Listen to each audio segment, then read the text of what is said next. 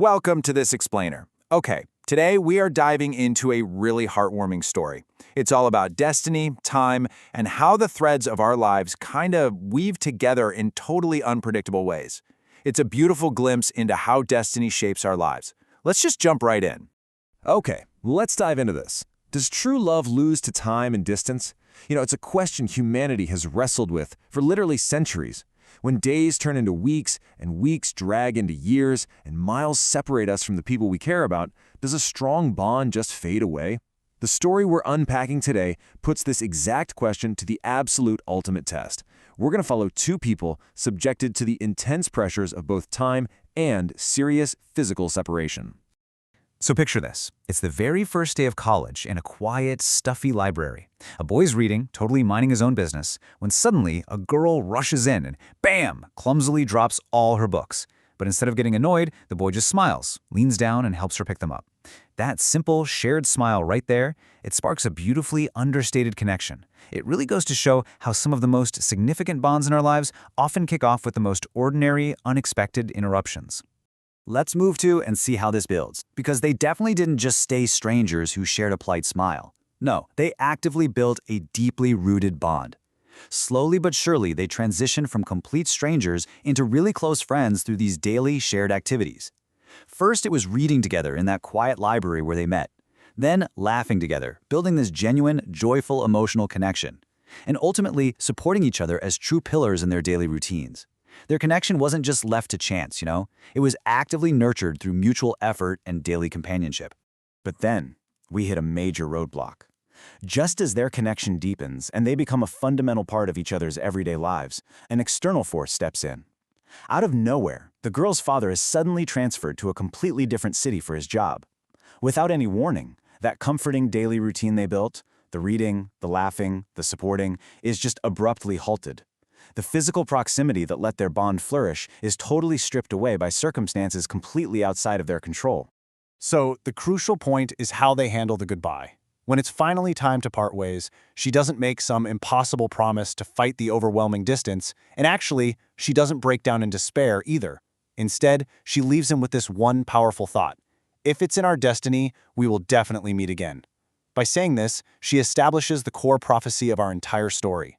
She acknowledges that, hey, we can't control our present circumstances, but true destiny will eventually yield to fate. 5 whole years pass. Just think about that for a second. 5 years of new cities, new jobs, new friends, and absolute total silence between them. The emotional weight of half a decade apart is, well, it's incredibly heavy. When you spend that much time separated from someone, especially during those crazy formative young adult years, honestly, it is usually more than enough time for even the fondest memories to fade into just a nostalgic echo. And this brilliantly illustrates just how much things changed. During that massive gap, their realities completely shifted. Back then, they were just college students in a quiet library, basically navigating the very beginning of their adult lives.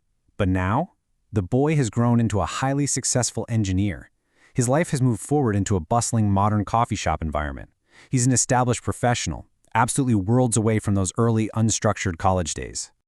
So, our successful engineer is sitting in that coffee shop, right? And by pure, unadulterated chance, his eyes fall upon a face across the room. It is her. It's actually her.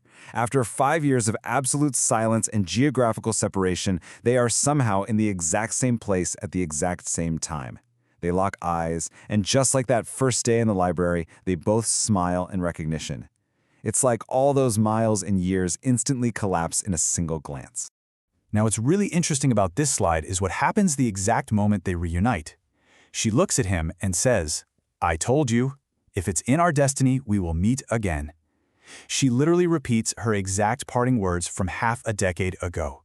It completely fulfills the romantic prophecy she set on the day she moved away, validating her absolute unwavering confidence in fate. It is honestly as if not a single day had passed between them. Looking back at the sheer scale of this journey, it's wild. We started day one with those dropped books, which is followed by that sudden, heart-wrenching separation. Then comes a massive 5-year desert of absolute silence, ending finally in a miraculous reunion. And the kicker? Just a few months after reconnecting in that coffee shop, they got married. Destiny quietly guided them from a clumsy, accidental meeting all the way to a happy marriage, despite literally every massive obstacle thrown in their path. Which brings us to the ultimate takeaway from our source material here. True love never loses to time and distance. It's a really powerful moral that challenges the deeply logical idea that relationships absolutely require constant physical proximity to survive. When a connection is genuine and truly meant to be, the universe has a funny way of bending time and space to cross those paths again. Distance is just a temporary test, not a final destination. As we wrap up this explainer, I want to leave you with one final thought. Do you believe that destiny will always find a way to connect two hearts meant for each other? Like, does the universe actually step in to guide us? Or is it all just a series of wonderful, happy coincidences?